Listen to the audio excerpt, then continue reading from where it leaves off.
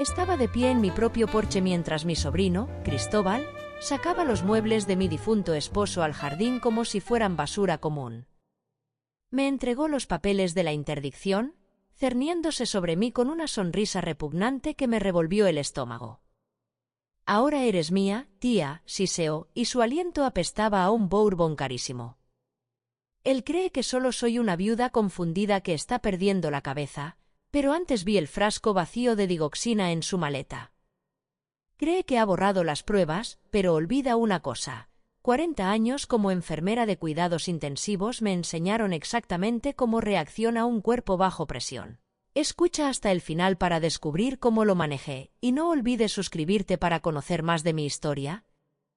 Los tacones de mis botas de cuero encontraron primero la grava, ese crujido familiar, el sonido del hogar, pero no había nada familiar en lo que estaba presenciando. Dos hombres con polos negros idénticos tenían sus manos sobre el aparador de caoba de Arturo. Esa pieza que él restauró a mano durante 3 veranos consecutivos, impregnando el aceite de linaza en la veta con la paciencia de un hombre que entendía que las cosas bellas requieren tiempo. Lo arrastraban por las tablas del porche con la misma ceremonia que un equipo de basura. La madera chillaba contra el suelo mientras el acabado, 40 años de cera frotada a mano, era destrozado por el impulso de hombres a los que se les pagaba por no importarles nada. El sonido era agudo y fino, como el de un animal pequeño. Me quedé al borde del camino y dejé que me golpeara. El sol de Querétaro era un martillo blanco al mediodía. Podía sentirlo presionando sobre mi coronilla, quemando la blancura de mi cabello, y aún así, el nudo helado bajo mi esternón no tenía nada que ver con el calor. Cristóbal estaba de pie en lo alto de los escalones del porche. Me observaba mirarles, con los brazos relajados a los lados, como un buitre con un traje italiano arrugado. El sudor ya había brotado en su labio superior, una gota fina y cristalina, de esas que aparecen antes de que una persona haya empezado siquiera a esforzarse. Sus ojos oscuros y hundidos se movían sobre mí de la misma manera que los ojos de un banquero se mueven sobre una cifra, calculando lo que represento y a qué ritmo me estoy depreciando. Estaba esperando a que me quebrara, que llorara, que me llevara las manos a la boca de la manera en que se supone que las mujeres de mi generación deben hacerlo, cuando desmantelan sus vidas frente a ellas. No le di el gusto. «Firma aquí, tía». Su voz era un raspeo aceitoso y practicado, el residuo de un hombre que pasó 2 décadas en los tribunales antes de que el colegio de abogados tuviera el buen sentido de inhabilitarlo. Bajó los escalones del porche y me tendió un documento, un grueso fajo de papel legal, tinta azul, sellos oficiales. La firma de un juez al final de la última página, desconocida y absoluta, me miraba como una sentencia de muerte escrita en el lenguaje del cuidado. Interdicción judicial. Tutela legal. Reconocí cada palabra. Entendí la arquitectura de la jaula que habían construido. Este documento, debidamente ejecutado, me despojaba de mi capacidad para tomar decisiones sobre mis propias finanzas, mi propiedad, mi atención médica, mi nombre. En el papel yo ya no era una persona con voluntad. Era una protegida. Una carga. Sus ojos oscuros bajaron a mis manos, buscando el temblor que creía su derecho de nacimiento. El escalofrío delator de la cognición disminuida, la parálisis de los ancianos, la evidencia que necesitaba para justificar todo lo que ya había hecho. Tomé los papeles con el agarre firme y plano de una mujer que ha sostenido una cavidad torácica abierta durante un corte de energía. Leí la primera página. Leí la segunda. Dejé que se quedara allí, bajo el mediodía de Querétaro, sudando. Dije. Di un solo paso hacia él. No retrocedió, la arrogancia de su 1,80 m no le permitiría retirarse en el primer movimiento, pero observé cómo se tensaban sus hombros. Me metí en su espacio personal deliberadamente, de la manera en que te acercas a un paciente que aún no sabe que está en estado crítico. Lo suficientemente cerca como para ver los capilares rotos en el puente de su nariz. Lo suficientemente cerca como para observar la arteria carótida en su cuello, el ritmo allí, rápido y ligeramente irregular, el pulso de un hombre que vive a base de cortisol y mala fe. Encontré el frasco vacío de digoxina en tu equipaje, Cristóbal, dije. Mi voz tenía el mismo registro que usaba en la unidad de cuidados intensivos a las 2 de la mañana cuando necesitaba que un residente aterrorizado actuara, tranquila, baja y completamente firme. El que usaste para detener el corazón de tu tío. Observé sus pupilas. Se contrajeron. Fue una respuesta involuntaria. No pudo evitarlo y ni siquiera sabía qué estaba sucediendo. Pero yo sí. He pasado 40 años viendo al cuerpo humano decir la verdad que la boca humana se niega a pronunciar. Conozco la farmacología del envenenamiento por digitalis, como una dosis terapéutica se vuelve letal con una eficiencia elegante, cómo ralentiza el nodo sinoauricular, cómo inclina el miocardio hacia una arritmia que parece, para un paramédico rural con exceso de trabajo, un evento cardíaco en un hombre anciano con una condición cardíaca documentada. Sé cómo se habría visto la muerte de Arturo en el monitor. Sé cómo se veía en su rostro. No estoy guardando luto por una muerte natural. Estoy documentando un crimen. La arrogancia venció a la cobardía, por ahora.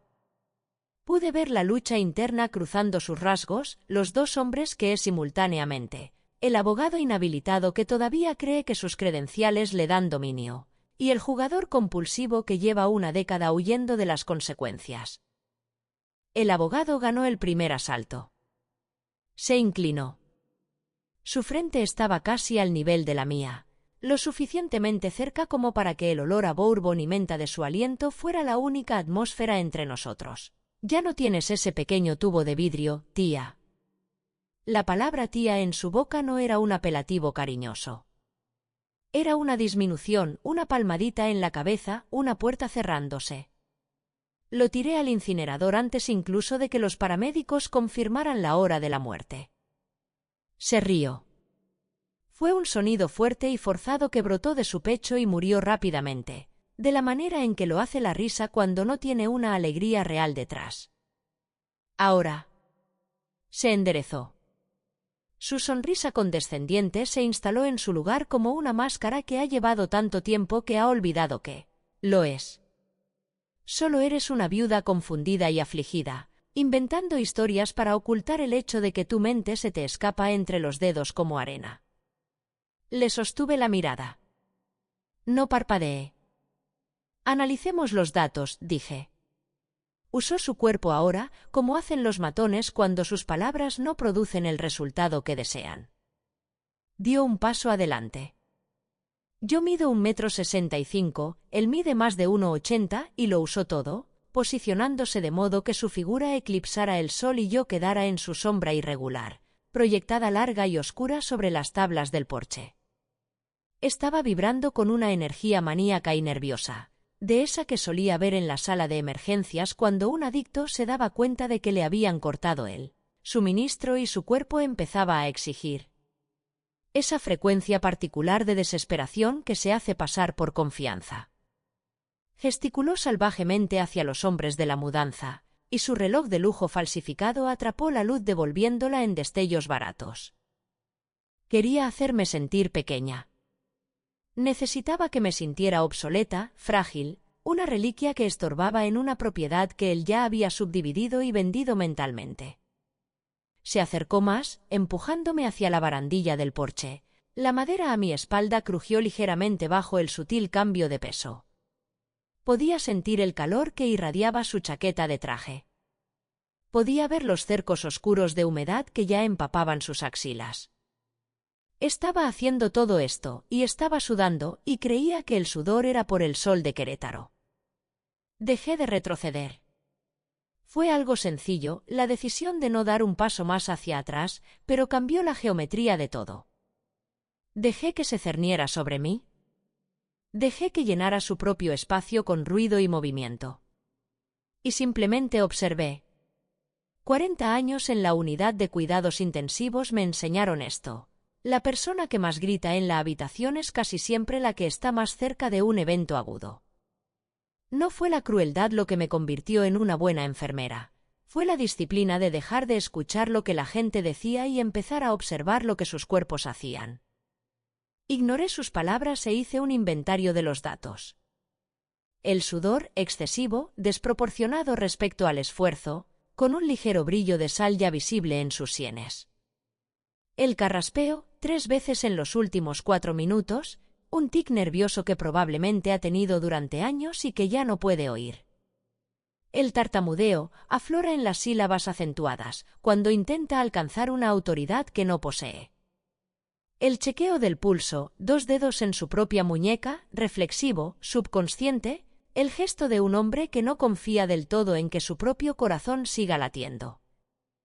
Él cree que es el depredador aquí. Tiene el documento legal, los matones contratados, el sello del juzgado. Pero yo veo a un hombre cuyo propio sistema nervioso es un castillo de naipes en una habitación con las ventanas abiertas. Su terror a su propia mortalidad no es un detalle. Es la única palanca que necesito para mover su mundo entero. Me giré hacia la puerta, un pivote pausado, sin prisas, y alargué la mano hacia el picaporte. Una pared de poliéster barato y músculo se materializó entre el marco y yo. Uno de los hombres de seguridad de Cristóbal, ancho de pecho, con la mirada muerta, esa vacuidad particular de un hombre que ha decidido que cobrar borra la necesidad de tener conciencia. Puso la palma de la mano plana contra el marco de la puerta. No sobre mí. No del todo. Solo allí, y en el espacio que yo necesitaba ocupar, lo cual significaba lo mismo. Lo siento, señora. La voz era plana, sin inflexión. El dueño dice que debe quedarse en el porche hasta que termine el inventario. Por su propia seguridad. Por su propia seguridad. El agua helada me golpeó de golpe. No era pánico, no he sentido pánico desde una noche de julio de 1987, cuando un chico de 19 años entró en fibrilación ventricular y yo era el único personal clínico en la planta y dirigí el código sola durante 7 minutos hasta que llegó el refuerzo. No sentí pánico entonces, y no lo siento ahora. Pero sentí como toda la fría arquitectura de lo que Cristóbal había construido se cerraba a mi alrededor. Soy una prisionera en mi propio rancho. De pie bajo el sol del mediodía en mi propio porche, inmovilizada por un matón contratado mientras mi casa es inventariada para su liquidación a mis espaldas. Miré la palma del guardia de seguridad en el marco de la puerta. Miré su rostro. Entiendo, dije amablemente. Detrás de mí, la voz de Cristóbal había adquirido un registro diferente, más fuerte, cálida de satisfacción propia, actuando para una audiencia que consistía solo en extraños pagados.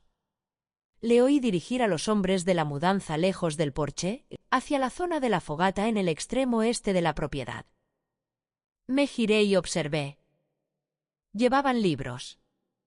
La biblioteca médica de Arturo, el Gray's Anatomy encuadernado en cuero, 3 ediciones del Harrison, los diarios de residencia anotados a mano llenos de su caligrafía apretada y deliberada en tinta azul, apilados en brazos descuidados, con las páginas ya doblándose por las esquinas mientras se movían. Todo es basura, tía, gritó Cristóbal sobre su hombro, sin molestarse en mirarme. El acaparamiento es un síntoma primario del deterioro cognitivo. Solo estamos limpiando el desorden para que el agente inmobiliario pueda ver el valor real del lugar. El primer volumen golpeó la tierra seca junto a la fogata. El lomo se quebró. El sonido fue pequeño y exacto. Sentí que algo sucedía en mi pecho, no era dolor exactamente, o no solo dolor. Algo más frío y decidido que el dolor. Una llama piloto encendiéndose. La claridad particular que solía llegar a la UCI cuando el caos alcanzaba su punto máximo y mi visión se estrechaba a un solo punto. Esto es lo que tiene que pasar a continuación y yo soy quien lo hará. Sentí la primera chispa de una furia fría y clínica. Cristóbal dejó de dar órdenes para sacar un frasco de plata de su chaqueta. Le dio un trago largo y pausado. No era el trago medido de un hombre saboreando un vicio, sino el consumo funcional de un hombre que necesita un ajuste en su sistema. Lo bajó y luego, casi de inmediato, presionó 2 dedos en la parte interna de su muñeca izquierda. El chequeo del pulso. El hábito reflexivo y compulsivo de un hombre que no puede dejar de escuchar la evidencia de su propia muerte. Observé su rostro durante esos 3 segundos. Lo vi contar.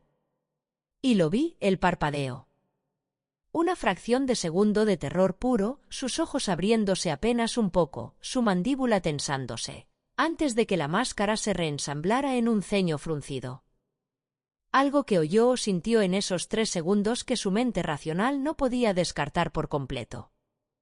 Probablemente nada, un latido ectópico, un aleteo de cafeína y ansiedad.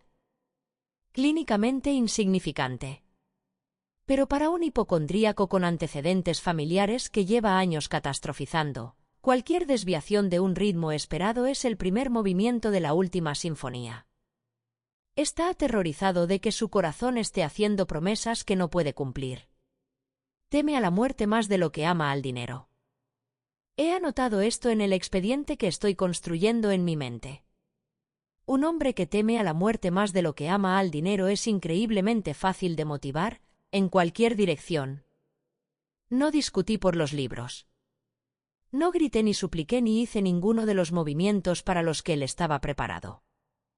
En lugar de eso, bajé del porche y empecé a caminar. Mi paso era deliberado.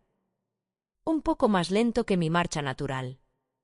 Mis hombros mostraban un encogimiento sutil, casi imperceptible, no un colapso, nada tan obvio, solo lo suficiente para que se leyera, a 15 metros, como una mujer cuyo espíritu ha recibido un golpe. Caminé hacia los macizos de flores en el borde este de la propiedad, lejos del fuego, lejos de los cargadores, lejos de él. Detrás de mí llegó la carcajada.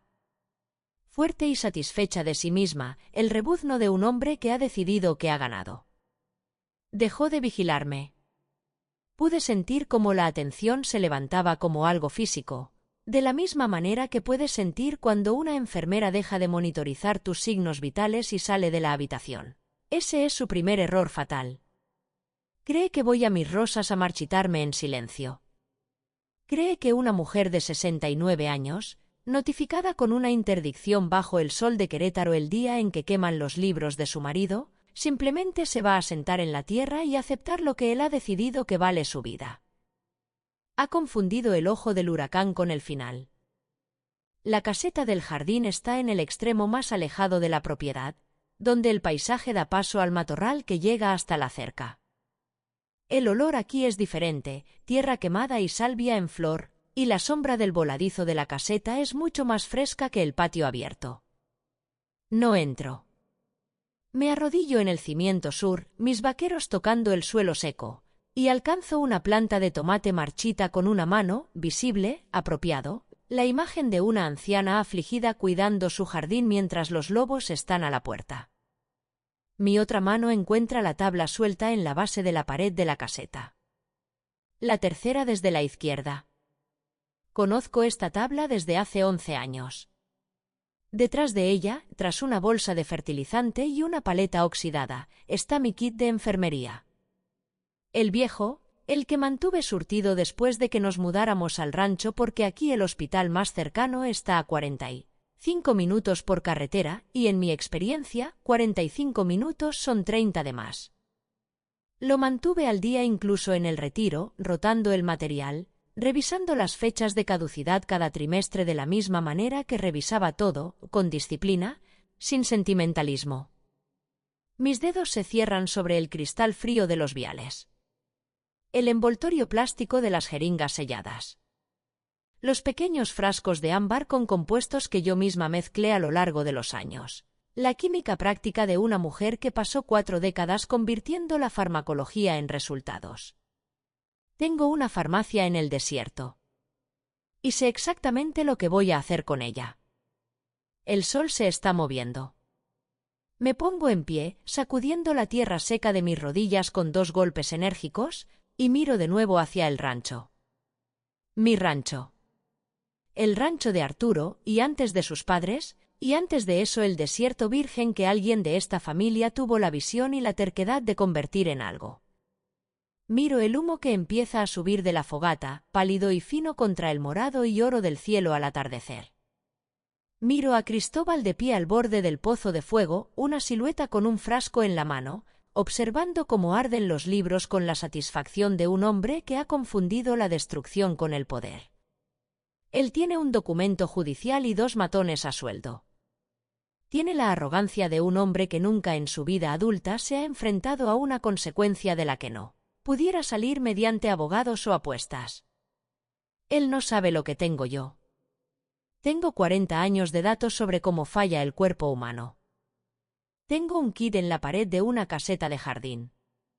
Tengo el conocimiento de que el mayor enemigo de Cristóbal Mendoza no soy yo, es el terror mortal que lleva en su propio pecho, ese que comprueba con 2 dedos en su muñeca una docena de veces al día.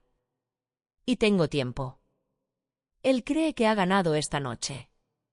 Que queme los libros. Que sienta el placer de la hoguera.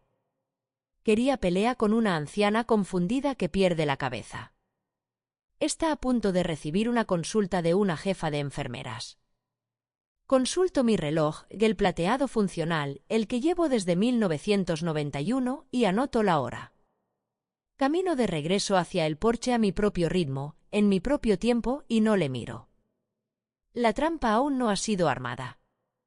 Pero sé cómo es, y sé dónde vive cada pieza de ella, y sé, con la misma certeza visceral que solía sentir en la UCI cuando un código estaba a punto de torcerse, exactamente cómo termina esto. Las puertas de hierro se cierran al anochecer. Las oigo desde el porche, ese gemido bajo y rechinante del metal viejo moviéndose sobre sus bisagras, las puertas que Arturo y yo soldamos juntos un fin de semana largo en 1998, maldiciendo el soplete, riendo de nuestros errores, pintándolas de negro cuando terminamos y dando un paso atrás para admirar el trabajo. Estaban destinadas a dejar fuera lo malo. Ahora veo al equipo de seguridad de Cristóbal pasar una cadena por las manijas y cerrar un candado con la eficiencia empresarial de hombres que hacen esto para ganarse la vida y no sienten nada al respecto. Los 2 guardias comenzaron su patrullaje. Chalecos tácticos, botas idénticas, la mirada fija y vacía de hombres pagados para no tener opiniones. Uno tomó la línea de la cerca este, el otro la oeste. Se movían como si el perímetro fuera una variable conocida, algo que ya habían asegurado antes y asegurarían de nuevo. Me quedé en el porche observando hasta que completaron su primer circuito. Un asedio. Reconocí la arquitectura del conflicto porque he leído historia, porque Arturo solía decir que toda forma de lucha humana se reduce eventualmente a un puñado de formas primitivas. Y esta era una de ellas, cercar al objetivo, controlar los recursos, esperar a que la voluntad se quiebre. Cristóbal lo aprendió en algún lugar en la Facultad de Derecho, tal vez, o en esa educación particular que proporciona una década de deudas de juego. Aislar a la víctima hasta que olvide a que sabe la libertad. Consulté mi reloj. Anoté la hora. Luego entré en la casa. El grifo de la cocina soltó un suspiro patético y oxidado, un jadeo casi humano, y quedó en silencio. Me quedé ante el fregadero con la mano aún en la llave, escuchando la ausencia de agua, y tomé aire lentamente por la nariz. Estaba catalogando. La ira es un lujo que no puedo permitirme ahora, las emociones nublan el juicio, y yo necesito evaluar. Cristóbal apareció en el umbral con la confianza pausada de un hombre que ha planeado este momento específico. Cruzó la cocina y dejó caer una sola botella de agua genérica sobre la mesa entre nosotros. El plástico crujió al asentarse. Estaba tibia. Se rompió la tubería principal, tía. El encogimiento de hombros que produjo fue una obra maestra de indiferencia fingida, pero sus ojos no participaban del gesto. Tuberías viejas. Me encargaré de eso una vez que hayamos arreglado el papeleo. Estaba observando mi garganta. Específicamente, buscaba el trago reflexivo de una persona cuyo cuerpo ya anticipa la sed, cuyos instintos empiezan a anular la cognición. Es una técnica clásica de interrogatorio, privar al sujeto de agua, observar cómo aumenta la incomodidad, Esperar el momento en que el deseo de terminar con el malestar supere al deseo de resistir. Quería que le suplicara por el agua que cae de mi propio cielo. Tomé la botella. Comprobé el sello, intacto, lo que me indicó que el agua estaba bien y que la táctica era puramente psicológica. La dejé de nuevo en la mesa sin abrirla. Gracias, dije. Racionaré. He trabajado turnos de 24 horas con café negro y medio sándwich de una máquina expendedora. Sé lo que el cuerpo necesita y lo que solo cree necesitar, y conozco la diferencia entre la deshidratación real y la sugerencia de sed plantada por un hombre que aprendió a intimidar en un libro de leyes. Esperó un momento, leyendo en mi rostro la angustia que no estaba allí. Luego se fue. El olor llegó antes de que oscureciera por completo, cuero quemado, papel viejo, la nota ácida específica del pegamento de encuadernación de hace décadas prendiendo fuego. Entraba por la puerta mosquitera en oleadas suaves e intermitentes, cabalgando sobre el viento del desierto. Me paré frente a la ventana de la cocina. Cristóbal estaba en la fogata con una caja de los diarios de Arturo, los privados, los que mantenía separados de su biblioteca profesional, los cuadernos de composición encuadernados a mano llenos de 40 años de pensamientos con su caligrafía, pequeña y deliberada. Observaciones médicas. Discusiones consigo mismo sobre casos difíciles. Y lo otro, el registro de nuestro matrimonio, el comentario privado y continuo de una vida compartida. Los había llevado desde su residencia. He leído algunos, no todos, porque Arturo creía que una persona necesitaba habitaciones propias incluso dentro de un matrimonio, y yo respetaba eso. Cristóbal sostuvo el primer diario por el lomo y lo dejó caer en el fuego sin ceremonia. No lo lanzó. Lo soltó, como quien tira un trozo de basura en un contenedor, y observó cómo prendía. Entonces levantó la vista hacia la ventana. Su rostro estaba iluminado desde abajo por la luz naranja del fuego, y me miraba directamente. Lo que vi en su expresión no era malicia, la malicia sería demasiado simple, demasiado apasionada. Lo que vi fue anticipación. Estaba esperando el grito. El colapso. La fractura visible de una anciana que ha sido empujada más allá de su límite. Esa es la grabación que necesita, el momento que puede fotografiar o describir ante un juez, se puso histérica. Su señoría. Es evidente que no es competente para gestionar sus propios asuntos. Le mostré mi rostro más clínico. La expresión neutra que desarrollé durante 4 décadas entregando información que requería que el receptor se mantuviera funcional. La expresión que dice que estoy plenamente presente y que nada de esto está aterrizando donde él cree. Observé las brasas elevarse desde la fogata y seguí su trayectoria en el viento. Ya estaba calculando. Dejé de mirar el fuego y empecé a mirar al hombre. Esto es una disciplina, la redirección deliberada de la atención del contenido emocional al contenido diagnóstico. Solía enseñárselo a mis estudiantes de enfermería. Cuando entras en una habitación, la habitación es información. Deja de sentir la habitación y empieza a leerla. Las manos de Cristóbal estaban temblando. No era el temblor de la edad o el frío. Era la vibración fina y de alta frecuencia de un sistema nervioso funcionando al límite, la firma física de un hombre cuyo cortisol ha estado elevado tanto tiempo que su punto de referencia se ha desplazado hacia arriba y ahora ese punto es, en sí mismo, una emergencia. Alcanzó su petaca de plata y sus dedos torpes fallaron con el tapón. Tuvo que hacer 2 intentos para poder girar el metal. Bebió un trago largo. Luego, sin bajar la petaca del todo, presionó 2 dedos en el lado izquierdo de su garganta y los mantuvo allí. 5 segundos. 6. 7. Soltó el aire. Lo que sea que haya contado lo tranquilizó o no, y desde aquí no puedo saberlo. Pero el acto me confirmó lo que ya sospechaba, el chequeo del pulso ha pasado de ser un hábito a un ritual. Lo necesita de la misma manera que algunos necesitan comprobar que la estufa está apagada o la puerta cerrada. La repetición no es consuelo, es compulsión. No es solo un villano. Es un paciente en espera. Archivé esto como objetivo de intervención primaria y continué observando. 3 días en esta casa con este hombre son suficientes para armar un historial clínico. Cada tarde a las 4, Cristóbal se retira a la cocina con la regularidad de un hombre que ha ritualizado su propia hipocondría en algo que se parece a un régimen de salud. Alinea sus suplementos sobre la encimera. 6 cápsulas en frascos con etiquetas doradas y nombres como Cardio Support Elite, Advanced Art Defense y Omega Shield Pro. El tipo de productos que se venden en kioscos de bienestar en los aeropuertos a hombres que han leído un artículo aterrador sobre riesgos cardíacos y nunca han leído otro. Los toma en un orden específico, con exactamente medio vaso de agua y luego, porque no ve contradicción en ello, con bourbon.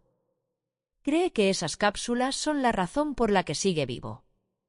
A su manera, ha construido toda una mitología en torno a su propia supervivencia, que su disciplina, su vigilancia, su disposición a gastar miles de pesos al mes en compuestos herbals patentados, es lo que se interpone entre él y el destino de su padre, o de su tío, o cualquier evento cardíaco que haya decidido que acecha en su historia familiar. Ha construido una fortaleza de suplementos y autovigilancia, se retira a ella cada día a las 4 y emerge después ligeramente más tranquilo, ligeramente más convencido de su propia seguridad. La predictibilidad, en mi mundo, es el primer paso hacia una intervención exitosa. Consulté mi reloj. Eran las 3:47 de la tarde. El tasador de bienes raíces llegó a la puerta a las 3:52, y Cristóbal se movió como un hombre que ha estado esperando este momento, fuera de su silla, cruzando la cocina, atravesando el porche, con toda su postura reorganizándose en la actuación de un hombre competente y decidido que gestiona una herencia complicada. Dejó su maletín de cuero negro para medicamentos abierto sobre la isla de la cocina. Lo miré durante exactamente 2 segundos. Luego miré hacia la ventana. Cristóbal estaba en el porche con el tasador, de espaldas a la casa, hablando ya con las manos. Me moví. 40 años de turnos nocturnos te enseñan una calidad de movimiento particular, decidido y silencioso, cada paso colocado con la economía inconsciente de quien ha pasado décadas navegando por pasillos oscuros entre camas ocupadas sin molestar a nadie. Mis botas no hicieron ruido sobre el linóleo. Llegué a la isla en 4 zancadas. Tenía 90 segundos. Los viales estaban en el bolsillo de mi delantal, premedidos, listos, porque los preparé anoche después de que Cristóbal se durmiera, trabajando a la luz de mi teléfono en la mesa de la cocina con la atención enfocada que solía dedicar a la preparación de mezclas intravenosas complejas. Mis manos estaban firmes. Siempre lo están. Usé las pinzas de punta fina de mi costurero. Abrí una cápsula, vacié el contenido, una mezcla inerte de alolva y celulosa de baja calidad que no sirve para nada, en la basura, bajo una toalla de papel. Rellené la cápsula vacía con mi propio compuesto, niacina concentrada y una dosis alta de riboflavina, un cóctel de vitamina B medido para un efecto fisiológico máximo. Esto no es veneno. Hay que enfatizarlo, interna y externamente, esto no es veneno. El rubor por niacina es un fenómeno farmacológico extremadamente común y completamente inofensivo que ocurre cuando el cuerpo metaboliza altas dosis de B3. Los capilares se dilatan. La sangre corre hacia la superficie de la piel. La persona experimenta calor, enrojecimiento y una sensación de hormigueo que recorre el pecho y sube por el cuello. Es incómodo y alarmante, y para un hipocondríaco que se toma el pulso 12 veces al día y gasta una fortuna en suplementos porque tiene terror a morir, es precisamente indistinguible de los primeros síntomas del evento cardíaco que no puede dejar de imaginar. Lo he visto pasar en la clínica. Sé exactamente cómo se ve desde fuera. Cerré la cápsula. Seguí con las demás, no todas, solo las de Cardio Support Elite, su pieza central, la que toma con más ceremonia. Cuando terminé, las devolví al frasco. Idénticas a las originales. Deslicé el maletín de nuevo a su posición exacta en la isla con precisión milimétrica. 63 segundos. Regresé a la estufa y puse una olla con agua sobre el quemador antes de que la grava crujiera bajo los zapatos del tasador en los escalones del porche. Los limones ya estaban allí. Él mismo los trajo, una bolsa del supermercado hace 2 días, porque Cristóbal cree, con la convicción de quien saca su información médica de blogs de salud, que la vitamina C compensa los efectos hepatotóxicos del bourbon. Mantiene un cuenco con ellos en la encimera y exprime medio limón en su vaso de la tarde, religiosamente. Entiendo la química de lo que esto significa. El ácido cítrico acelera la absorción metabólica de la niacina. El rubor, en circunstancias normales, tarda de 40 minutos a 1 hora en aparecer. Con ácido cítrico en el sistema, esa ventana se comprime significativamente. El efecto golpea más rápido, con más fuerza, con una vasodilatación más pronunciada. Su propio ritual, el bourbon, el limón, los suplementos a las 4, ha sido elegantemente diseñado por él mismo para ser el mecanismo de entrega perfecto. Tomé un limón del cuenco y lo corté por la mitad en la tabla de picar. Lo dejé allí, con la parte cortada hacia arriba, junto a su vaso. Una invitación. Acorde a su hábito. No le estoy haciendo esto yo. Estoy proporcionando los componentes fisiológicos y permitiendo que su propio terror construya la experiencia. Oí sus pasos pesados cruzando el porche. Me alejé de la encimera y volví a la estufa. Recogió un papel al pasar por la cocina, la lista de la compra que dejé sobre la mesa, esa con el nombre de Arturo escrito 3 veces en los márgenes y una nota sobre plantar trigo de invierno en julio, algo que nadie hace, que no es la temporada, y que es precisamente el tipo de confusión temporal que un tribunal encontraría significativa para establecer un deterioro cognitivo. Cristóbal la leyó. Lo observé por el rabillo del ojo, de espaldas a él, moviendo la cuchara en círculos lentos. Una sonrisa arrogante se extendió por su rostro como un derrame. Perdiendo el hilo, ¿verdad, Beatriz? Dobló el papel con cuidado, con la parsimonia de un hombre que archiva una prueba, y lo guardó en el bolsillo de su chaqueta. Su voz adquirió esa calidez particular de quien acaba de recibir algo que deseaba. No te preocupes. Para eso estoy aquí. Sacó su frasco de suplementos. Se toma su ritual de las 4 muy en serio, incluso bajo el estrés de las visitas de tasadores y las hogueras. Alineó las cápsulas, exprimiendo la mitad del limón en su bourbon. No notó el tenue residuo amarillo en el borde del frasco. Se tragó las cápsulas de un movimiento practicado y se sentó a la mesa con sus escrituras. Yo revolví la olla vacía y miré el reloj. 42 minutos después, empezó a rascarse el cuello. Fue un movimiento pequeño al principio, un simple paso de 3 dedos por debajo de su oreja derecha, el gesto de un hombre que responde a un picor menor. Pasó una página de la escritura. Hizo una nota en el margen. Se rascó de nuevo, esta vez un trazo más largo, sus uñas dejaron un rastro tenue sobre la piel. Yo estaba en la estufa con vista a la mesa. No me giré para mirar directamente, usé el cristal de la ventana sobre el fregadero. La luz del atardecer lo reducía a un reflejo, una imagen secundaria que podía observar sin que el ángulo fuera obvio. La niacina estaba funcionando. El ácido cítrico había comprimido el tiempo casi exactamente como proyecté. Los capilares se estaban dilatando, abriéndose en una cascada que comienza en el tronco y se desplaza hacia afuera. Sus movimientos se volvieron ligeramente espasmódicos, la incomodidad de bajo nivel de un sistema que registra algo que no reconoce, algo que no encaja con los parámetros esperados de una tarde ordinaria. Entonces llegó el enrojecimiento. Comenzó como una mancha debajo de su cuello, podía ver el borde donde su botón superior estaba abierto, y se extendió hacia arriba con el impulso visible de una marea subiendo. Un rojo arterial profundo y moteado subiendo hacia su mandíbula, sus mejillas, la piel blanca de su garganta. 40 años de observación significan que puedo leer ese rubor desde el otro lado de la habitación tan fácilmente como leería un monitor. Aún no se ha mirado en un espejo. No lo sabe. Me alejé de la estufa. Cielo santo, Cristóbal. Dejé que mi voz llevara la inflexión cálida y ligeramente exagerada de una preocupación genuina. La actuación de una mujer preocupada, el afecto exacto que él ha estado esperando que mostrara, aunque no por esta razón. Dejé que mis ojos se abrieran un poco.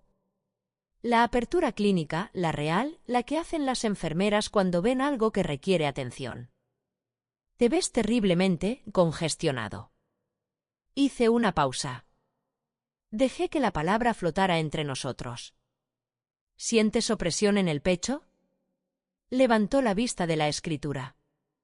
Sus ojos encontraron mi rostro y leyó la expresión allí, y la preocupación, los ojos muy abiertos, y vi el primer temblor de algo moverse a través de él. Aún no está seguro. Su mente racional todavía intenta ofrecer explicaciones, el bourbon, el calor, el estrés de la tarde. Exactamente así se veía Arturo. Suavicé mi voz, dejándola caer en algo casi gentil, casi renuente. La voz de una mujer que no quiere decir lo siguiente pero no puede evitarlo. En esos minutos finales. Ese rojo brillante y moteado. Como si su sangre intentara escapar por los poros. El color desapareció de su rostro. Y debido a que el rubor por niacina opera de manera precisa y confiable, lo que quedó tras la palidez fue exactamente el rojo furioso y ascendente del rubor mismo. Su cara ahora era un rompecabezas de tiza y color arterial que, imagino, desde dentro se siente como un cuerpo que ha perdido el control. Se le cayó la pluma. Su mano fue a su esternón. Su respiración se volvió un ritmo agitado y preso del pánico. «Es solo el calor», dijo. Pero las palabras salieron como un jadeo, comprimidas por un pecho que se estaba apretando con la magnífica mecánica de la profecía autocumplida del pánico. Cree que algo le está pasando a su corazón. Y en el momento en que un hipocondríaco cree que algo le pasa a su corazón, algo sucede realmente. No lo que teme, sino su primo funcional, el pulso acelerado de la ansiedad aguda, la respiración superficial y rápida, el pico de presión arterial y la sensación de hormigueo bajo la piel que la niacina produce en abundancia y que su sistema nervioso en pánico está interpretando ahora como la advertencia final. Se levantó demasiado rápido. Las patas de la silla chirriaron contra el linóleo y la silla se volcó hacia atrás, pero él no miró. Sus ojos ya se movían hacia el espejo del pasillo, luego hacia la puerta del baño. ¿Quiere ver su propio rostro? Necesita verlo, necesita que el espejo le diga si debe escalar o calmarse. Lo observé tropezar ligeramente en el primer paso. No fue una caída, su cuerpo no le está fallando, no clínicamente, sino la ligera desconexión de un hombre cuya propiocepción está siendo alterada por la hiperventilación y el miedo. Llegó al baño. La puerta golpeó el marco con fuerza. Y entonces, desde fuera, a través de la ventana sobre el fregadero, oí el sonido de neumáticos sobre la grava, un acercamiento cuidadoso, sin prisas, el movimiento de alguien a quien se le ha dicho que la puerta estará abierta. Fui a la ventana. Un sedán plateado se había detenido ante la entrada. Una mujer con una chaqueta gris estaba bajando, con un maletín colgado al hombro y un sello notarial visible en la credencial prendida en su solapa. La notaria. No sabía la fecha exacta, Cristóbal me había ocultado esa información deliberadamente, pero sospechaba que sería pronto. El tasador de esta tarde fue la preparación. El papeleo está terminado. Todo lo que necesita ahora es la firma, testificada y certificada, y la transferencia de la propiedad estará hecha. Cualquier protección legal que me quede se disolverá en el polvo de Juriquilla. Miro la puerta del baño, aún cerrada. Miro la cocina, la mesa con la escritura, la silla volcada, el vaso de bourbon con su mitad de limón exprimida. Miro a la notaria caminando hacia la entrada. El escenario, creo, está listo. Pero no para la actuación que Cristóbal ha estado ensayando, sino para la mía. Me aliso la blusa impecablemente planchada. Consulto mi reloj. Paso el pulgar una vez por el anillo de oro de Arturo en su cadena. El pequeño ritual privado que me permito en momentos que requieren que recuerde por qué estoy luchando y por qué no puedo permitirme fallar. Luego voy a la cocina y empiezo a preparar un pay. Buster no viene cuando silbo. Esta es la primera señal de que algo anda mal. Buster ha venido cuando silbo durante 11 años, a través de tormentas y vientos del desierto, pero siempre viene cuando silbo. Nunca ha dejado de venir. Camino por el perímetro del jardín, la hierba seca crujiendo bajo mis botas, el sol bajo y naranja sobre la cresta occidental. Llamo su nombre. Intento silbar de nuevo. La única respuesta es el viento moviéndose a través de la salvia, un sonido seco, lateral, indiferente. Encuentro la jeringa cerca del bote de basura exterior. Es de 3 centímetros cúbicos, calibre clínico estándar, su aguja doblada en un ángulo ligeramente torpe. El cilindro está vacío. Lo acerco lo suficiente para olerlo y reconozco el compuesto inmediatamente, de la manera en que conoces algo con lo que has trabajado durante décadas. La tenue dulzura medicinal de un sedante fuerte, del tipo que usábamos en el postoperatorio en la UCI para el manejo de la agitación. Un perro del tamaño de Buster caería en menos de 1 minuto. No sentiría nada. Simplemente se detendría. Me quedo junto al bote de basura en el aire fresco de la tarde y sostengo la jeringa doblada. Mi corazón no se acelera. No es falta de sentimiento, es lo que 40 años de trabajo en la UCI le hacen a una persona.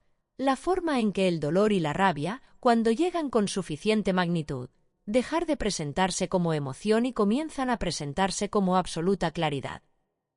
Mi visión se estrecha. Los datos se agudizan. Me guardo el capuchón de plástico en el bolsillo con la firmeza de una mujer que recolecta una muestra clínica. Cristóbal no solo tomó mi casa. Tomó al único ser vivo que aún lleva el recuerdo de la voz de Arturo. Se acabó la estrategia. Ahora es personal. Dejo que eso se asiente. Dejo que informe todo lo que vendrá después. Cristóbal aparece en la puerta trasera todavía con el rubor por niacina en su rostro. El enrojecimiento desaparece por los bordes ahora, casi 1 hora después de las cápsulas, pero las manchas en su garganta aún son visibles sobre su cuello. Ve la jeringa en mi mano. Su risa brota antes de que termine de cruzar la puerta, un sonido áspero empapado en bourbon. Se apoya con una mano en el marco de la puerta y me mira con la crueldad particular de un hombre que ha identificado correctamente una herida y la está presionando. El perro se fue, tía, dice con falsa simpatía. Daño colateral de tu condición. Probablemente olvidaste alimentarlo y se fue a morir al monte, baja de la puerta y se mueve hacia mí, usando su altura para intimidar.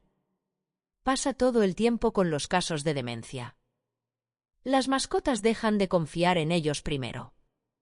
Su aliento me llega antes que él, menta cara sobre algo más viejo y rancio, el olor de un hombre cuyo cuerpo está metabolizando su propia ansiedad.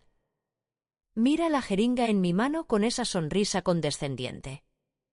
No puede ver lo que yo veo, el registro de evidencia que estoy construyendo. No se da cuenta de que la crueldad confirmada es crueldad documentada. No se da cuenta de que me acaba de dar la claridad moral que necesitaba. Me meto la jeringa en el bolsillo del delantal junto con la llave y lo miro con mi expresión más neutral. Le pondré un poco de agua, digo. Por si regresa. Los tacones sensatos de la notaria anuncian su llegada en los escalones del porche antes de que suene el primer golpe. La señora Gabela. El nombre está en la placa prendida en su chaqueta, una chaqueta gris suave sobre una blusa floral, un corte de pelo discreto, anteojos de lectura en una cadena de cuentas alrededor de su cuello. El maletín es de estructura firme, el bolso de una mujer organizada que entiende que los documentos que lleva tienen el peso de la finalidad legal. Me pongo derecha, rectitud militar, la postura que desarrollé en la UCI, y sostengo la puerta con mano firme. Señora Gabela, digo con calidez. Por favor, pase. Su sonrisa profesional se mantiene, pero algo se ajusta detrás de sus ojos. Una pequeña recalibración. La persona frente a ella no coincide con el perfil que le dieron de anciana confundida. La conduzco a la guarida del león. No podemos hacer negocios con el estómago vacío, señora Gabela. Lo digo mientras la guío a través de la sala hacia la cocina, con mi voz en el registro exacto de una anfitriona amable, cálida, tranquila, sin prisas. La cocina detiene a la señora Gabela en seco. El olor golpea primero, canela tibia, ruibarbo ácido, masa de mantequilla. El pey descansa sobre la encimera bajo la última luz de la tarde, su corteza de celosía dorada y uniforme. Cristóbal mira el pey. Veo cómo sus ojos se estrechan ligeramente, la hipocondría y la codicia mantienen su breve negociación interna. La codicia es más fuerte. Ve el pey como una ofrenda de paz, la sumisión de una mujer que finalmente ha decidido que la resistencia es agotadora. ¿Comenzamos? Digo, y voy a la encimera para rebanar.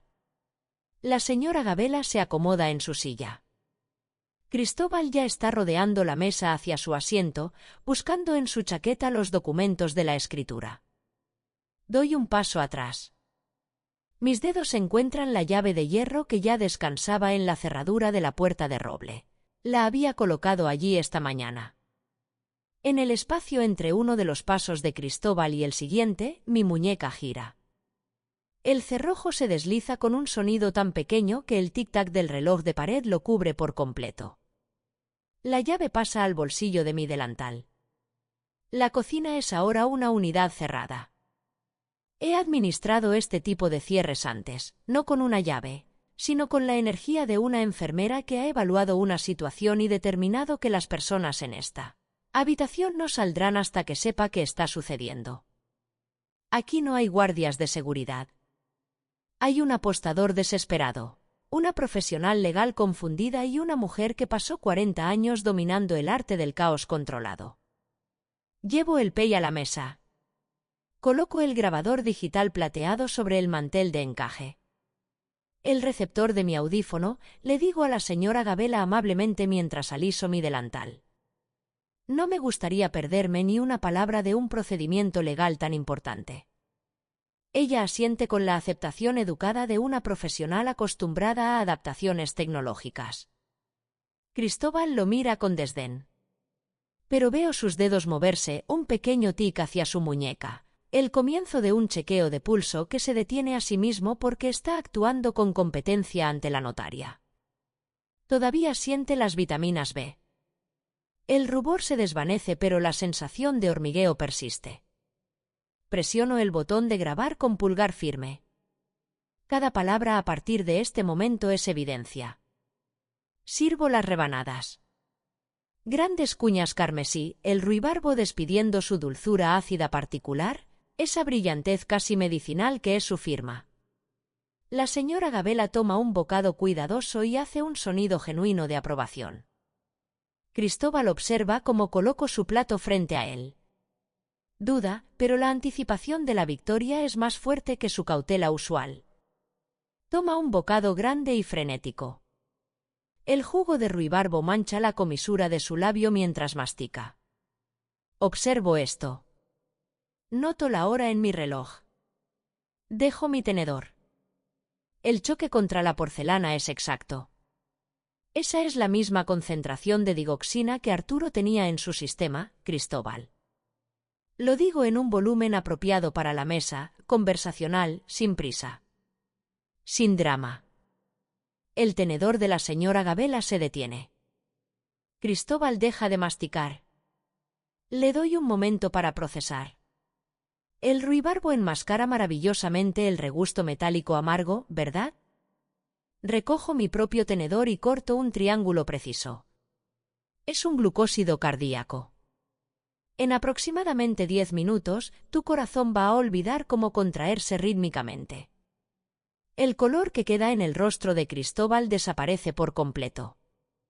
Debajo de las manchas que se desvanecen, se vuelve del color del choque agudo, blanco grisáceo.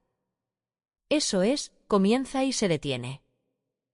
Primero viene la náusea, me inclino ligeramente hacia adelante, con la postura de un clínico con un historial médico.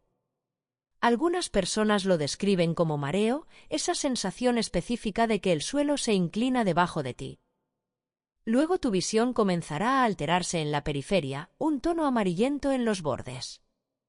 A veces los pacientes describen halos alrededor de las fuentes de luz. Es bastante llamativo, en realidad. La mano de la señora Gabela se ha movido hacia el bolsillo de su chaqueta. Quédese sentada, señora Gabela, mi voz no se eleva. Esta es una consulta médica. Usted tiene la obligación legal de informar. Salir de esta habitación antes de haber escuchado la revelación completa representaría una falla profesional significativa. Vuelvo mi mirada a Cristóbal. Después de la perturbación visual viene la sensación de muerte inminente. No es una metáfora, es un fenómeno clínico documentado. El cerebro, al registrar que el gasto cardíaco está cayendo, inicia una señal de socorro que los pacientes describen consistentemente como una certeza de muerte. No miedo, sino certeza. Hago una pausa. Cristóbal ya está mostrando los signos primarios. Y así es. El ácido del ruibarbo ha hecho lo que necesitaba, acelerar la fase final del rubor por niacina. Pero no es la química lo que está haciendo el trabajo real ahora. Es su propio cortisol, su propia epinefrina, su propio hipotálamo recibiendo el mensaje que su mente consciente está transmitiendo: has sido envenenado, te estás muriendo, así murió tu tío. Una nueva oleada de sudor estalla en su frente. No la transpiración del esfuerzo, sino una sábana aceitosa de sudor de emergencia.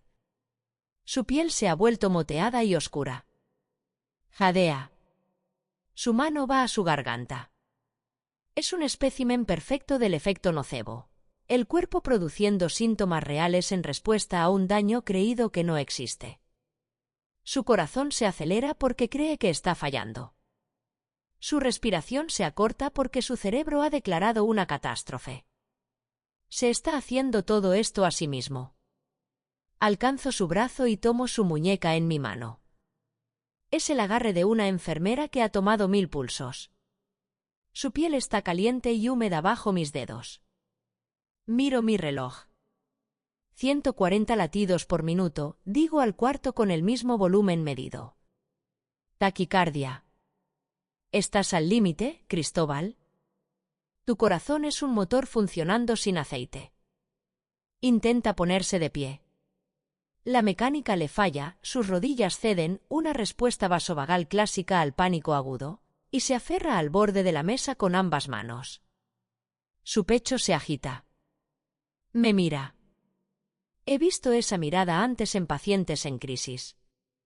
Es la mirada de una persona cuya mente finalmente ha creído que el próximo latido podría no llegar. La arrogancia se ha ido. El matón ha desaparecido. Lo que queda es el animal debajo de todo eso. Suplicando. La silla de la señora Gabela se arrastra. Tengo que llamar a... Las escrituras, señora Gabela, no la miro. Deslizo los documentos de la propiedad hacia mí. Quédese sentada, por favor. El procedimiento legal aún está en sesión. Miro a Cristóbal. Lo miro durante un largo momento, el sudor en su rostro, la desesperación en sus ojos, las manos aferradas al borde de la mesa. Miro al hombre que quemó los diarios de Arturo, que le clavó una jeringa a mi perro y se paró en mi entrada con su reloj falso a decirme que mi mente se me escapaba entre los dedos como arena. Lo miro de la misma manera en que solía mirar un monitor a las 3 de la mañana, leyendo los datos, evaluando la trayectoria, calculando qué tiene que suceder a continuación y en qué orden. Entonces, meto la mano en el bolsillo de mi delantal y cierro el puño alrededor de la jeringa. El antídoto está en mi bolsillo, Cristóbal, mi voz es tan uniforme como lo ha sido durante toda la tarde. Una simple inyección. La tengo justo aquí. No la saco todavía, simplemente dejo que sienta la realidad de su existencia, la brecha entre lo que lo salvará y la pregunta que aún no ha respondido. Pero la señora Gabela está escuchando, y la grabadora está encendida. Me inclino hacia adelante. Cuéntanos exactamente qué le pasó a Arturo, La voz de una enfermera que se ha sentado junto a camas y ha hecho la pregunta necesaria. Cuéntanos la dosis. Cuéntanos cómo se la administraste. Cuéntanos todo, y entonces te daré lo que hay en esta jeringa. El reloj de pared hace tic-tac. La grabadora sigue funcionando. El tiempo, digo en voz baja, se agota. El sonido que hace cuando cae no es digno. No hay dignidad disponible para un hombre atrapado en lo que Cristóbal está experimentando. La rebelión fisiológica total de un sistema nervioso que ha sido empujado más allá de cada umbral. Primero se va de lado, la silla derrapa sobre el linóleo y luego cae. El impacto húmedo y pesado de 90 kilos de hombre aterrorizado contra el suelo de la cocina. El sonido retumba en los azulejos, en las paredes, en las suelas de mis botas. El rubor por niacina ha alcanzado su punto máximo en el peor momento posible. El ácido del ruibarbo, el cortisol y la hiperventilación se han combinado con la eficiencia de un protocolo bien diseñado. Su piel ha pasado del rojo al carmesí y a algo cercano al violeta, un color alarmante que yo sé, clínicamente, que es una vasodilatación inofensiva, pero que Cristóbal conoce, en el único registro al que tiene acceso ahora, como el color de la muerte. Sus dedos arañan el aire, la tetania llega cuando la hiperventilación despoja a la sangre de dióxido de carbono. Con la otra mano tira de su corbata de seda, el nudo se afloja, la tela se rasga ligeramente en el cuello. Sus ojos se ponen en blanco. No se está muriendo. Su cuerpo está interpretando un magnífico teatro de crisis no letal, respondiendo con convicción a la historia que su mente le cuenta. Pero el teatro del cuerpo es indistinguible, desde dentro, de la realidad. Eso es lo que está experimentando, el interior de la muerte, sin la salida. Me quedo de pie junto a la mesa. No me muevo para ayudarlo todavía. La señora Gabela se ha levantado a medias de su silla, con una mano plana sobre el mantel. Su compostura profesional muestra su primera fractura real. La grabadora se encuentra entre nosotras, con su luz roja fija, captando todo, sus jadeos, el raspado de la silla, el golpe sordo, los sonidos húmedos y desesperados de un hombre acorralado. Consulto mi reloj. Espero. Yo lo hice. El sonido que sale de él no es una voz ordinaria.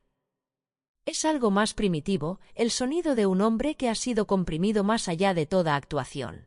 Donde los edificios del gaslighting, los términos legales y la crueldad practicada han sido arrancados por la única cosa que lo arranca todo: la convicción animal de que está a punto de dejar de existir. Yo lo hice, solo dame la inyección. Se incorpora parcialmente contra los gabinetes de la cocina, con la espalda contra las puertas inferiores y las piernas abiertas sobre el linóleo. Su chaqueta de seda está oscura de sudor en cada costura. Su rostro es una ruina, el rubor violeta, las lágrimas trazando surcos en él, la expresión de un hombre que no tiene nada más que proteger. Las palabras salen en torrente. Sin orden. Sin términos legales. No es el lenguaje cuidadoso de un hombre que ha pasado 2 décadas en tribunales elegir sílabas como un cirujano. Elige instrumentos. Es crudo y desigual, una confesión en su forma más pura. 10 miligramos en su manzanilla. Tomé el frasco del kit de cuidados paliativos. Era viejo, Beatriz. Su voz se quiebra al pronunciar mi nombre, con la desesperación de quien intenta que su víctima entienda su lógica. Ya se estaba muriendo, yo solo lo aceleré. El sollozo lo invade entonces. No es un sollozo elegante. Es el llanto de un hombre obligado a enfrentarse a su propia fealdad, de golpe, en el suelo de una cocina, frente a una grabadora, una notaria y la mujer a la que intentó enterrar. Me quedo sobre él y escucho cada palabra. 10 miligramos. Manzanilla. El kit de paliativos. Ya se estaba muriendo. Dejo que el nombre de Arturo se asiente en mi pecho junto a esas palabras. Las dejo vivir allí el tiempo necesario para entender su significado, y luego las guardo en el expediente que he estado construyendo, el que sobrevivirá a esta cocina y a la libertad de este hombre. Me enfoco en lo que sigue. La señora Gabela no corre hacia la puerta.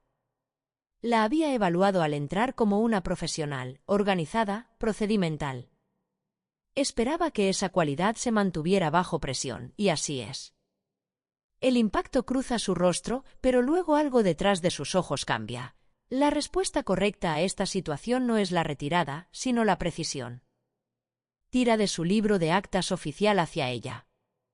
Su pluma se mueve con un ritmo que indica entrenamiento para este tipo de documentación, furiosa, deliberada, sin dejar nada fuera. Repita eso, señor Mendoza, su voz ha cambiado totalmente. Ha perdido la calidez de funcionaria y se ha vuelto algo más esencial, la voz de un oficial de la justicia haciendo su trabajo. La dosis. El método de administración. Repítalo claramente para el acta. No me mira a mí. No mira a Cristóbal con simpatía. Mira su acta, su pluma moviéndose, con el rostro concentrado. La luz roja de la grabadora se mantiene fija. Cada sollozo. Cada dosis. Cada sílaba condenatoria. El registro se está creando. Saco la jeringa de mi delantal. No la solución salina que preparé esta mañana. La que encontré en la basura junto al bote exterior. La de 3 centímetros cúbicos con la aguja doblada y el residuo de sedante, la que entró en el costado de mi perro mientras yo estaba encerrada en mi propia casa. La he tenido en mi bolsillo desde que la encontré. Pertenece a este momento. No busco una toallita con alcohol. No limpio la aguja ni destapo un reemplazo estéril.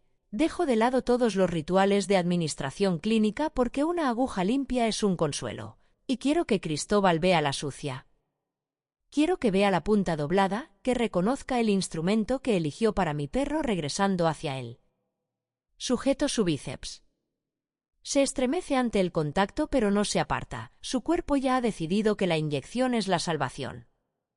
La aguja entra. El émbolo desciende.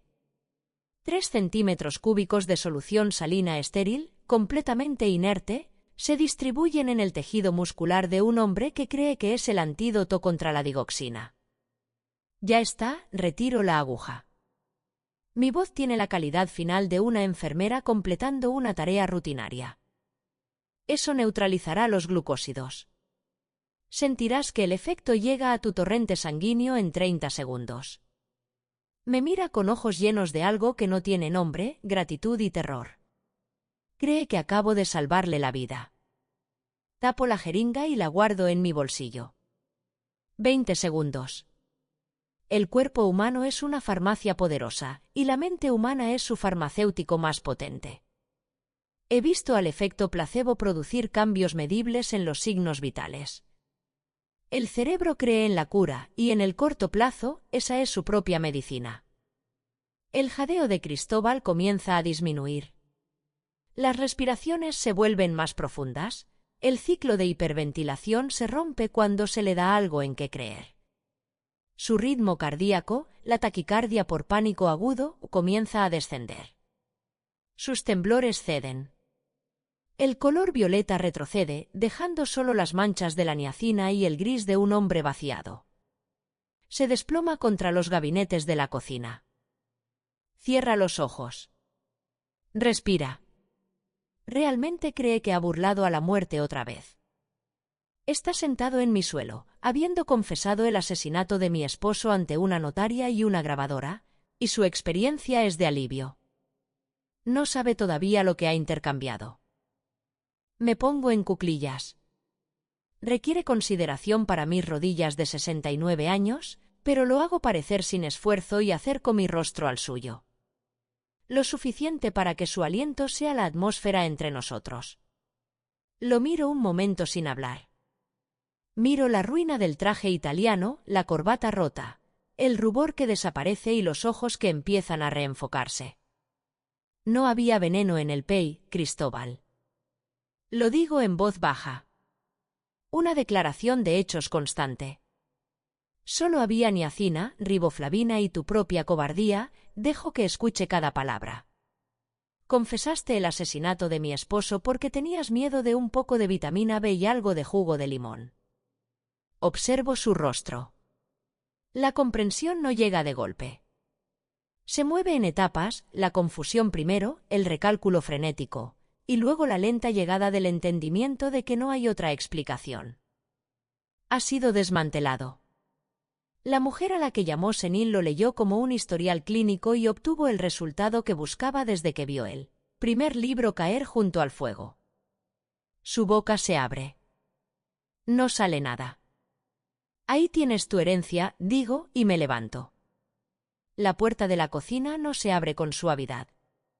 Es pateada por alguien que lo ha hecho antes, el impacto de una bota contra la madera.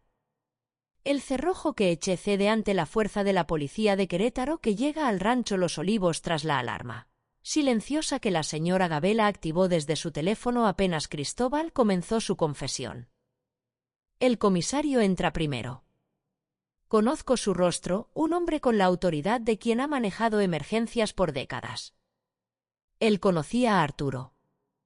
Observa la habitación, Cristóbal en el suelo, la señora Gabela con su acta, yo con la grabadora. Sus oficiales están detrás de él. Escucho los sonidos afuera de la seguridad siendo desartulada. La cocina se llena de repente. Y hay un gran silencio. Miro al comisario. Revisen el fondo falso de su maleta de marca, digo, señalando hacia el pasillo con mano firme. Es un hombre al que le gustan los trofeos. No pudo deshacerse del frasco que usó con mi esposo. El comisario asiente a un oficial que desaparece hacia la habitación de invitados. La cocina espera. Cristóbal emite un sonido que no es una palabra. El oficial regresa. En su mano enguantada, en una bolsa de evidencia sellada, hay un pequeño frasco de vidrio claro. La etiqueta es precisa, digoxina. El rompecabezas clínico no encaja ahora, ya estaba armado. Este es solo el registro físico alcanzando la verdad que supe desde el día en que faltó el primer frasco del kit de paliativos. Miro el frasco y pienso en Arturo en la cocina, confiando plenamente. Miro hacia otro lado antes de que alguien vea lo que cruza mi rostro. La señora Gabela cierra su libro de actas. Ha estado escribiendo continuamente y ahora se detiene, tapando su pluma con un clic decisivo. Se endereza en su chaqueta gris y mira al comisario, luego a Cristóbal y finalmente a mí. Cuando habla, su voz tiene la calidad de una sentencia final. Anulo formalmente la interdicción y la transferencia de propiedad basándome en evidencia clara de coacción intención criminal, sostiene su acta contra su pecho. Y bajo las leyes de este estado, Cristóbal Mendoza queda descalificado de cualquier reclamo sobre los bienes de Arturo Mendoza. 3 oraciones. 12 segundos. Todo por lo que Cristóbal mató desaparece en 12 segundos. El rancho, la tutela, el seguro. Cada cálculo que hizo sobre la vida de Arturo y encontró rentable.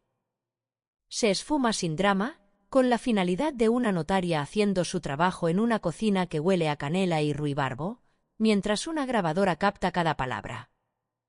No responde. Mira el linóleo. No miro cómo se lo llevan.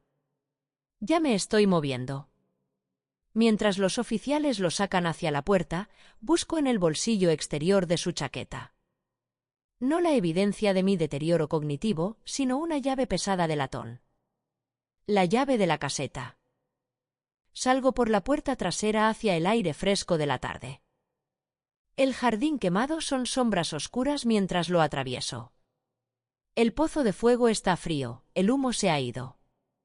La puerta de la caseta se abre con la llave de latón. Dentro, en la oscuridad, Buster está respirando. Puedo oírlo, el aliento profundo y rítmico de un perro grande durmiendo un sedante pesado.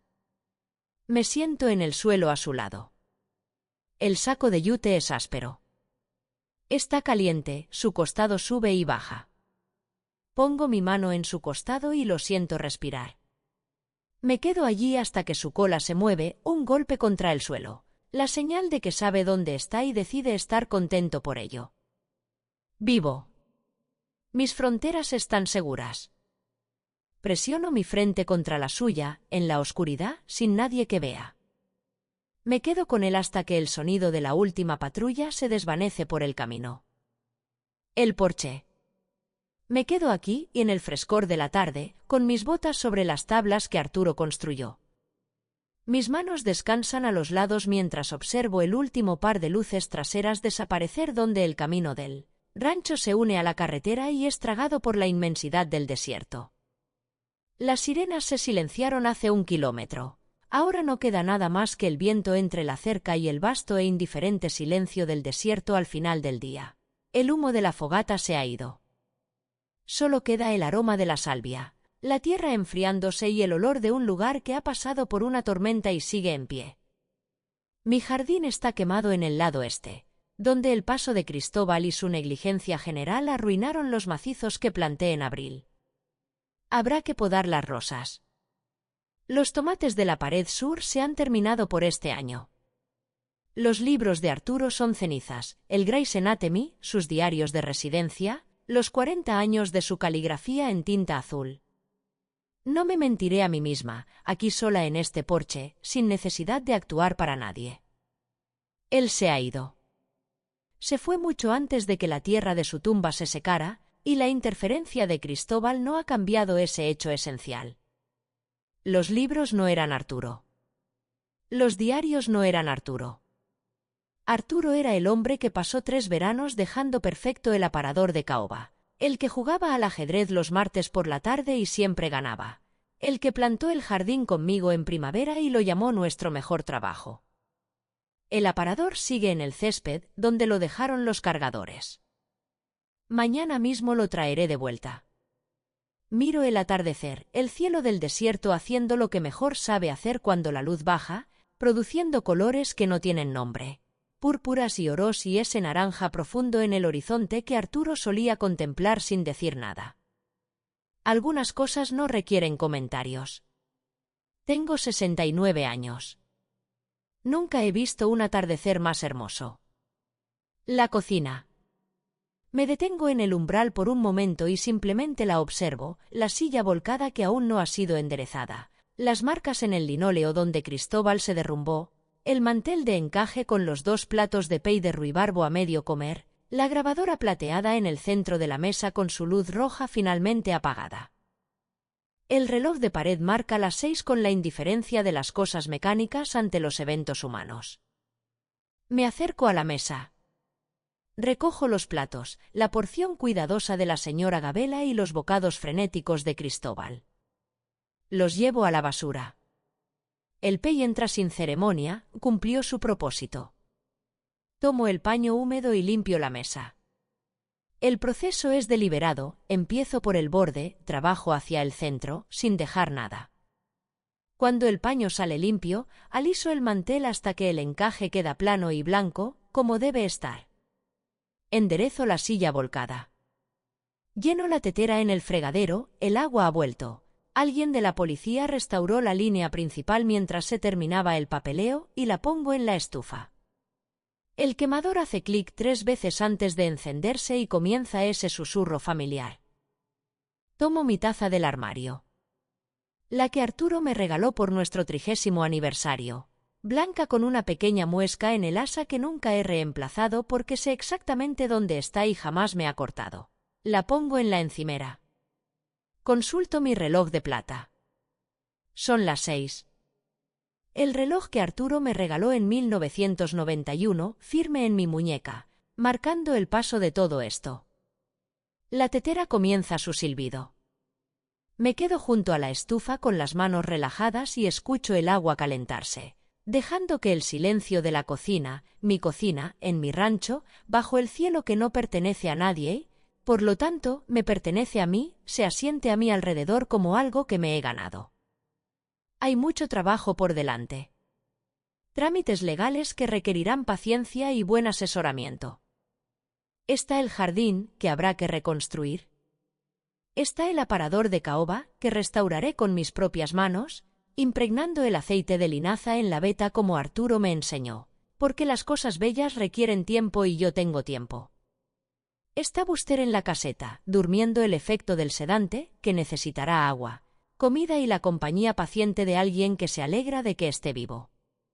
Lo traeré dentro esta noche. Puede dormir a los pies de la cama. La tetera alcanza su nota más alta. Vierto el agua. El vapor sube desde la taza. Envuelvo mis manos en su calor, con la muesca bajo mi pulgar izquierdo exactamente donde siempre está. Doy el primer sorbo y me quedo en mi cocina a las 6 de la tarde, al final del día más largo. Tengo 69 años, estoy en pleno uso de mis facultades y soy dueña de cada hectárea que me pertenece. Fuera de la ventana, el desierto se vuelve más el mismo al anochecer. Lo observo y no lloro y no tiemblo. El reloj en la pared sigue avanzando y yo bebo mi té. Si llegaste hasta aquí, gracias por escuchar hasta el final. La mayoría de la gente se retira antes de que llegue la cuenta. Pero aquí, la cuenta siempre se paga. Lo que comenzó como humillación y falta de respeto terminó con pruebas, verdad y una recompensa que nunca vieron venir. Si quieres más historias donde el karma aparece sin piedad, suscríbete y vuelve para la siguiente. Ahora cuéntame en los comentarios qué fue lo más asqueroso que hicieron, qué fue lo que cruzó la línea para ti.